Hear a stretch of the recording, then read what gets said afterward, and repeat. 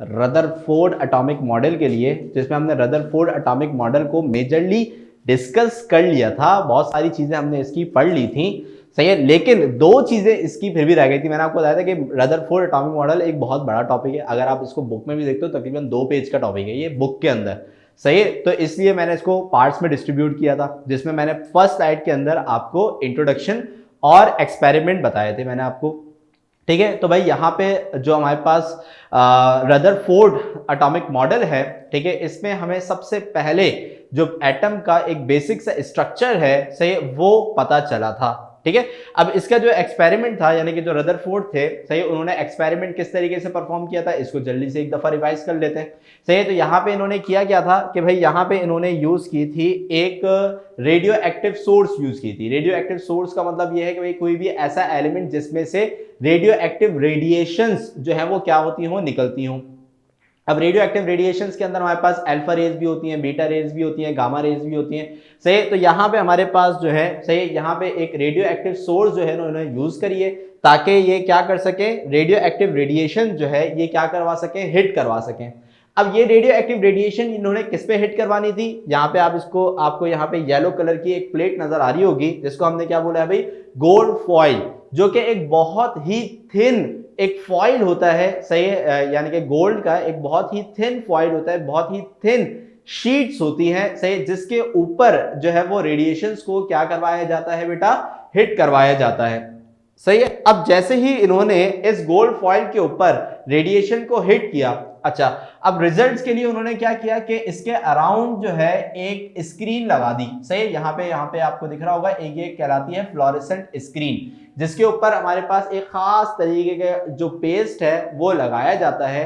इससे होता क्या है कि भाई अगर हमारे पास रेडिएशन इस फॉइल से टकरा के, सही, किसी भी डायरेक्शन में जाती है, सही, तो जब वो इस स्क्रीन से टकराएगी, सही, तो वहां पे एक इंप्रेशन जो है वो क्रिएट हो जाएगा, जिससे हमें पता चलेगा कि भाई यहाँ पे रेडिएशन जो है इधर इधर इधर इस पॉइंट पे आके जो है वो टकराई है।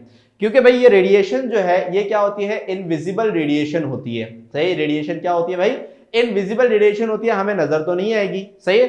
अब यहाँ पे क्या है कि जब ये रेडिएशन जाके इस गोल्ड फॉइल पे टकराएगी, तो टकराने के बाद किस डायरेक्शन में डिफ्लेक्ट हो रही है हमें पता ही नहीं चलेगा। इसके लिए रदरफोर्ड ने क्या किया, एक यहाँ पे क्या किया, एक सर्कुलर सी एक क्या नाम है, फ्लोरेसेंट स्क्रीन जो है इन्होंने लगा दी, और इसके अंदर जो है वो ZnS यानी कि जिंक सल्फाइड का एक जो पेस्ट है वो लगा दिया। इससे क्या होगा कि अगर कोई भी रे जो है, सही, ये किसी भी पॉइंट पे जाके टकराएगी तो वहां पे इंप्रेशन क्रिएट हो जाएगा, जिससे पता ये चलेगा कि भाई हाँ यहाँ पे रेडिएशन हिट हुई है।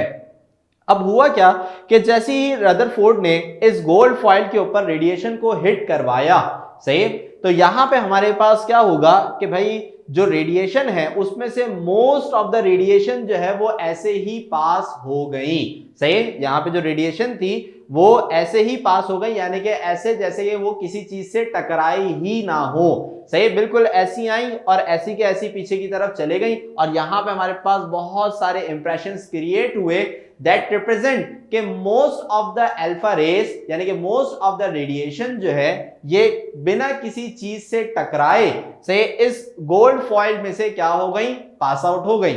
लेकिन कुछ रेडिएशंस ऐसी भी थी जो कि क्या नाम है, लार्ज एंगल्स पे क्या हुई, डिफ्लेक्ट हुई, जो कि इस बात को शो कर रही थी कि ये रेडिएशन किसी चीज से तो टकराई है, सही। तो यहाँ पे जो रदरफोर्ड है उसको एक क्लू मिला, सही, उसको क्लू ये मिला कि यार कोई तो ऐसी चीज यहाँ पे मौजूद है, सही, जिससे ये रेस जो है वो टकरा रही हैं, और टकरा के डिफरेंट डायरेक्शंस के अंदर क्या हो रही है भाई, डिफ्लेक्ट हो रही है। जैसे भाई आपने क्रिकेट का गेम देखा होगा, तो भाई जब कोई बॉलर जो है वो जब वो बॉल करवाता है तो क्या होता है कि भाई अगर वो बैट्समैन से मिस हो जाए तो वो बॉल पीछे चले जाती है, यानी कि अगर वो बैट से नहीं टकराएगी तो वो उसी डायरेक्शन में बॉल आगे चले जाएगी।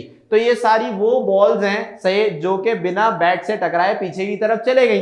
लेकिन अगर कोई बॉल बैट से टकराती है तो फिर वो डिफरेंट डायरेक्शंस के अंदर क्या होती है बेटा, डिफ्लेक्ट होती है। तो इसका मतलब है कि जब बॉल बैट से टकराएगी तभी अपनी डायरेक्शन को क्या करेगी, तब्दील करेगी, सही है। लेकिन अगर किसी चीज से नहीं टकराएगी तो अपनी डायरेक्शन को भी तब्दील नहीं करेगी। तो जब रदरफोर्ड ने ये देखा कि भाई यहाँ पे कुछ रेडिएशन ऐसी हैं जो कि अपनी डायरेक्शन को तब्दील कर रही हैं, तो इसका मतलब यहाँ पे ये रेडिएशन किसी चीज से टकरा रही है। सही। अब यहाँ पे इसने फाइंड आउट करना शुरू किया कि भाई कि यहाँ पे ये कौन सी चीज है जिससे ये रेडिएशन जो है वो टकरा रही हैं।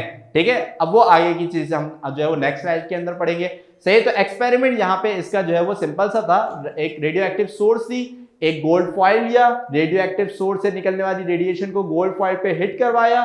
सही। और यहाँ पे हमारे पास जो रेडिएशन थी उसको ऑब्जर्व किया कि उसमें से कितनी रेडिएशन जो है वो डिफ्लेक्ट हो रही है और कितनी डिफ्लेक्ट नहीं हो रही।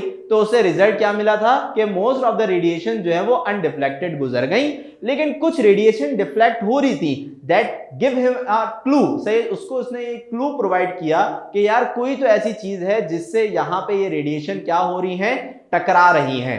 तो यहां तक इसका जो एक्सपेरिमेंट था ये क्या हो गया, मुकम्मल। अब आगे की जो बात है वो जाएगी इसकी ऑब्जर्वेशन के अंदर। ठीक है, तो यहां तक इस एक्सपेरिमेंट में किसी को कोई